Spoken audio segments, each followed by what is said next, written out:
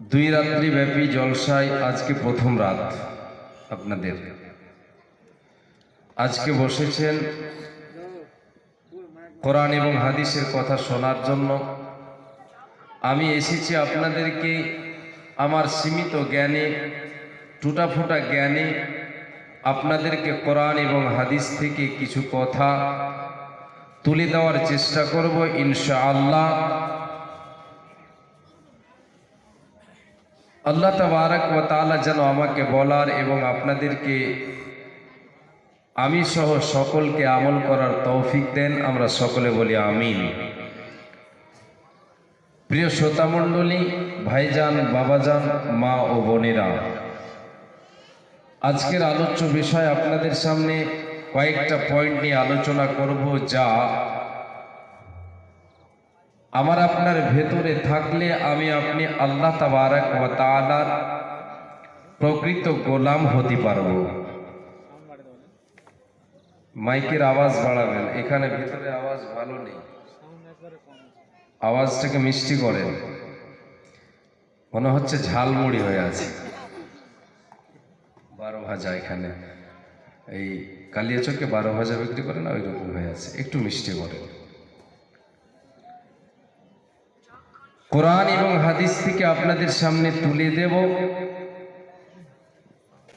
কিছু গুণ, যা আমার আপনার ভেতরে থাকলে আমি আপনি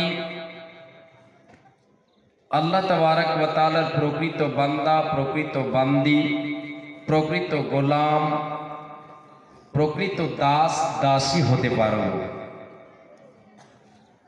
এ মা জননী, বাপজান, ভাইজান, আজকে আমরা পৃথিবীতে যতগুলো বান্দা বান্দি আল্লাহ তাবারক ওয়া তাআলার দুনিয়াতে প্রেরিত হয়েছি, আল্লাহ তাবারক ওয়া তাআলার আমি আপনি এক বাক্যে আল্লাহ তাবারক ওয়া তাআলার বান্দা, এক বাক্যে গোলাম প্রকৃত এখনো হতে পারিনি। আমি আপনি অরিজিনাল হতে পারিনি। একটু সাউন্ডটা কমান, একটু। অরিজিনাল এখনো আমি আপনি হতে পারিনি।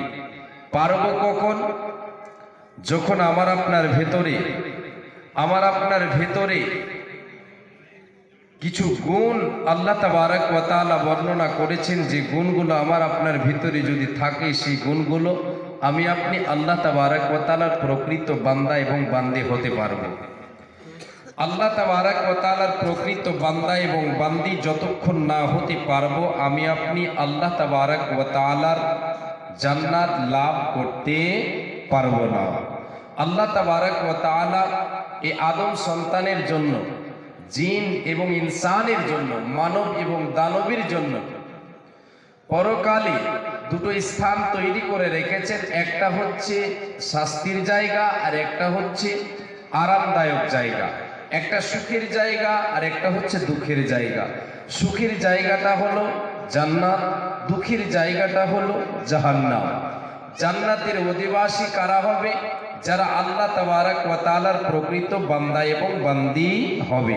আল্লাহ তাবারক ওয়া তাআলা বলছেন, বিসমিল্লাহির রাহমানির রাহিম, তিলকাল জান্নাতুল্লাতী নুরিতু মিন ইবাদিনা মান কানা তাকিয়া। আল্লাহ রাব্বুল আলামিন বলেন, রে পৃথিবীর মানুষ, হে আদম সন্তান সন্ততি, তোমরা শুনে নাও, আমি আল্লাহ আমার জান্নাতের উত্তরাধিকারী কাদেরকে বানাবো। আমি আল্লাহ পরকালে যে জান্নাত তৈরি করে রেখেছি, জান্নাত বানিয়ে রেখেছি, সুখের জায়গা, আরামদায়ক জায়গা জান্নাত তৈরি করেছি। এটা কাদের জন্য? এই জান্নাতের উত্তরাধিকারী কে হবে? জান্নাতে ভাগ পাবে কি? জান্নাতে স্থান পাবে কে? আল্লাহ তাবারক ওয়া তাআলা বলেন, জান্নাতের উত্তরাধিকারী, জান্নাতের ওয়ারিস আমি আল্লাহ ওই বান্দাকে, ওই বান্দিকে বানাবো।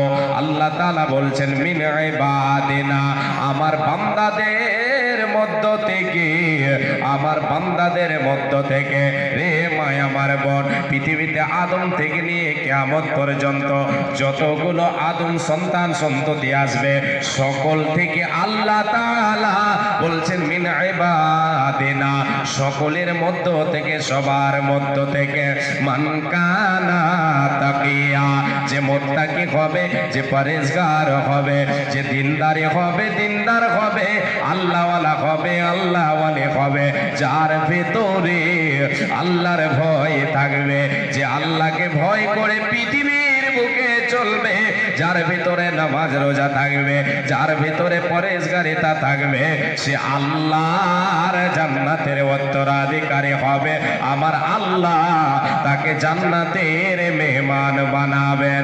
এবার আমি আপনাদেরকে বলে, এখানে আমরা যতগুলো বসে আছি সবাইকে আল্লাহর জান্নাতের মেহমান হতে পেরেছে, আমি আপনি কে হতে পেরেছে? এবার আমি আপনাদের সামনে তুলে ধরব আল্লাহর জান্নাতের মেহমান আমি আপনি হতে পেরেছি না পারিনি। আমার ভিতরে সেই গুণগুলো আছে না নাই? আল্লাহর প্রকৃত বান্দার, মুত্তাকি পরেজগার আল্লাহওয়ালা বান্দার পরে গুণ আমার আপনার ভিতরে আছে কিনা আমি আপনি একবার আমি আপনি যাচাই করে দেখব রে মায় আমার, আমি আল্লাহর জান্নাত পাবো কি পাবো না। এবার আল্লাহ তাবারক ওয়া তাআলা অন্য আয়াতে বলছেন সূরা ফুরকানের ভিতরে, তিনি তিনার প্রকৃত বান্দা এবং বান্দের পরিচয় দিয়ে বলেছেন, এই গুণগুলো যার ভেতরে থাকবে, এর গুণগুলো যার ভেতরে থাকবে, সে হবে আমার প্রকৃত বান্দা, সে হবে আমার প্রকৃত বান্দি। গুণগুলো কি? এক এক করে শুনেন, আওয়াজটা আর